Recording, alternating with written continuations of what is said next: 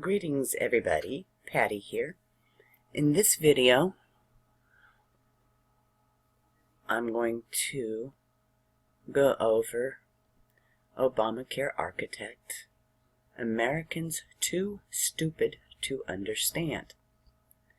Obamacare Architect, Jonathan Gruber. Days before he revealed the multiple, this is in November 12, 2014. Days before he revealed the multiple deceptions involved with President Obama's health care law, MIT professor Jonathan Gruber, an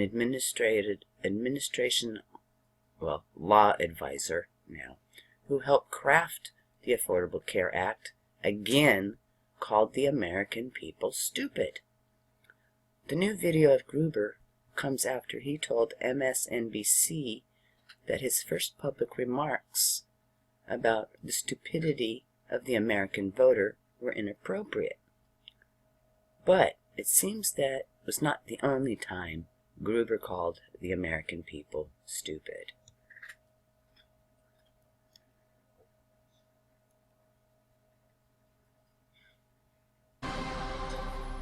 Breaking tonight, a scandal over what looks like an intentional effort to mislead voters explodes, with new video of a key White House advisor underscoring just how stupid he thinks Americans are. Welcome to the Kelly File, everyone. I'm Megyn Kelly. In the last 24 hours, a scandal involving a key White House advisor has blown up. And now we are waiting for some sort of on-the-record explanation from the administration.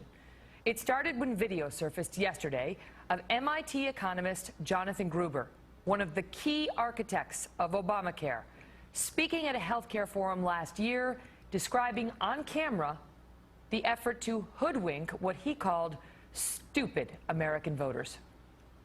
This bill was written in a tortured way to make sure CBO did not score the mandate as taxes. If CBO scored the mandate as taxes, the bill dies. Okay, so it's written to do that. In terms of risk-rated subsidies, if you had a law which said healthy people are going to pay in, it made explicit that healthy people pay in and sick people get money, it would not have passed. Okay, just like lack of transparency is a huge political advantage. And basically, call it the stupidity of the American voter or whatever. But basically, that was really, really critical to get anything to pass. And, it's the second best argument. Look, I wish Mark was right. We can make it all transparent. But I'd rather have this law than not. So it's kind of like his reporter story. Yeah, there's things I wish I could change, but I'd rather have this law than not. That caught fire. And today, Mr. Gruber, who declined our invitation to explain his remarks here on the Kelly File, went on a little-watched daytime broadcast on MSNBC to say his remarks were spontaneous and careless. The comment in the video were made at an academic conference. I was speaking off the cuff, and I basically spoke inappropriately, and I regret having made those comments. It was off the cuff. All right, so let's see what Trey Gowdy has to say in response to Gruber calling the American public stupid. Let me tell you, Gruber's responses to Trey Gowdy were a bunch of BS. Unbelievable. Now take a listen.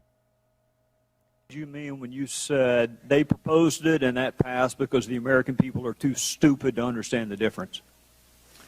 When I said that, I was at a conference being glib and, quite frankly, trying to make myself seem smart by insulting others. Are you offering the venue as a defense for saying it or for meaning it?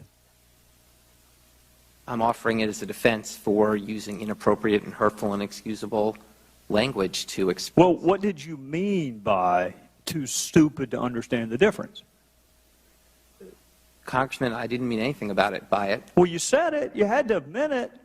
I was once again being glib and trying to make myself seem smarter by reflecting. Well, what did... Trying to make himself seem smarter. So, who's the stupid one? He said it, trying to be glib, to make himself look smarter. What did you mean when you said it was a very basic exploitation of the lack of economic understanding of the American voter? What did you mean by that? Once again, it's another example of my inexcusable arrogance in trying to insult others to make myself seem smarter. Well, Arrogance, insult others to make himself feel better. what did you mean when you said the American people don't care about the uninsured? Once again, that was an overstatement of trying to conjecture on political topics in which I'm not an expert. Well, you know what, Not an expert. Professor Gruber, I have listened to you all morning talk about your lack of political acumen and that you're not a politician, so therefore you don't know not to call people stupid. Most of the people watching this morning aren't politicians, and they don't call people stupid. And I can't help but note, Professor Gruber, and another one of your quotes, which I'll read to you, that was politically infeasible. You remember saying that? Yes. So you do like to factor in the politics from time to time, don't you? And also happen to know, Professor Gruber, that usually you insult the American voter, not the American public. So you do factor in politics, don't you? I have tried a number of occasions, pretended that I know more about politics. Do you think not? Pretended? I mean, who the hell is this guy? This guy should go to jail. He should go to jail for stupid people. Being a politician is a defense. And is that your defense this morning? I mean, I know initially you said that you offered these comments at a conference. I think you meant conferences, plural, but you said conference when you went on a very obscure television show and initially apologized for what you said were inappropriate comments. And now today your defense is that you're not a politician. Is that the best you can come up with?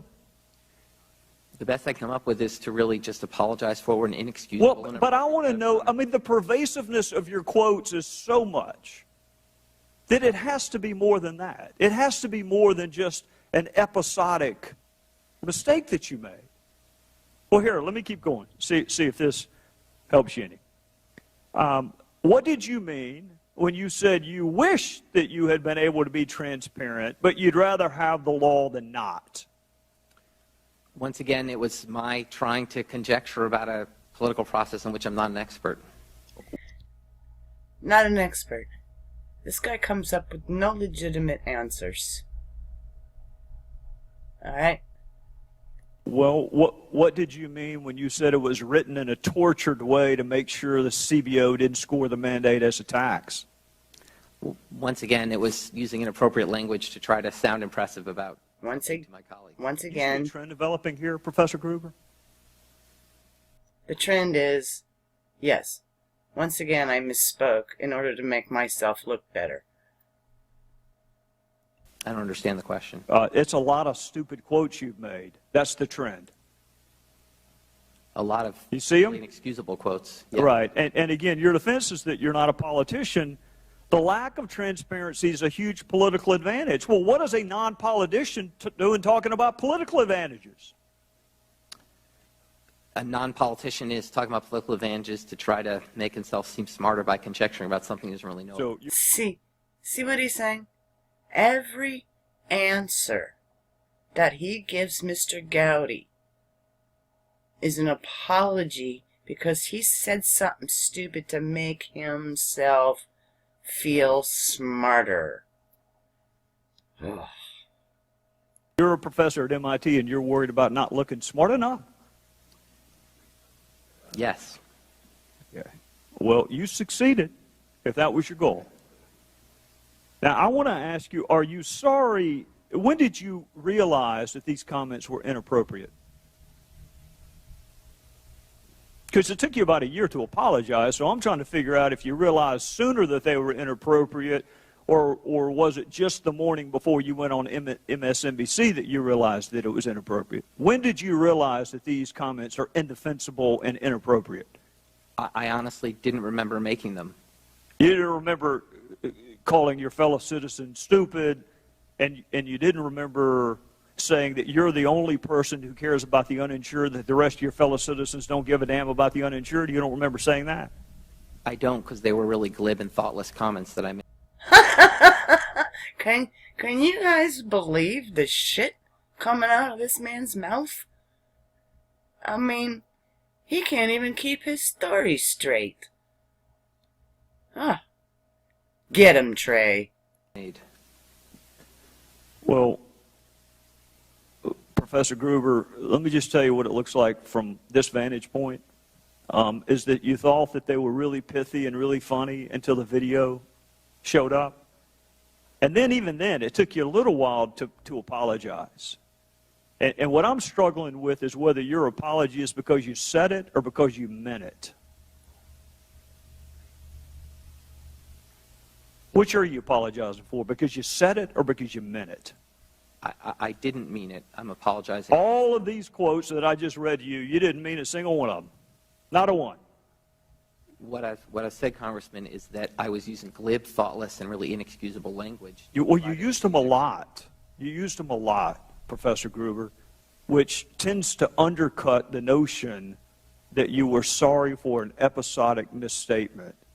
I just read to you about 10. You see why people might possibly think the apology is a little disingenuous? I do. There is nothing genuine about this man's apology. He's only apologetic because that video got aired. He absolutely meant what he said. He meant it when he said American voters are stupid. Now he's looking stupid right now. Maybe. I'll yield back, Mr. Chairman. If the gentleman yield me just 10 seconds. Following up on Mr. Gowdy, when you made these repeated comments, these glib, inappropriate comments in an intellectual community with lots of other like-minded people, did anybody come up to you and tell you that what you were saying was inappropriate? Not that I can recall, no. I guess what you said was popular in that community. Wow. Unreal. That's all I got to say.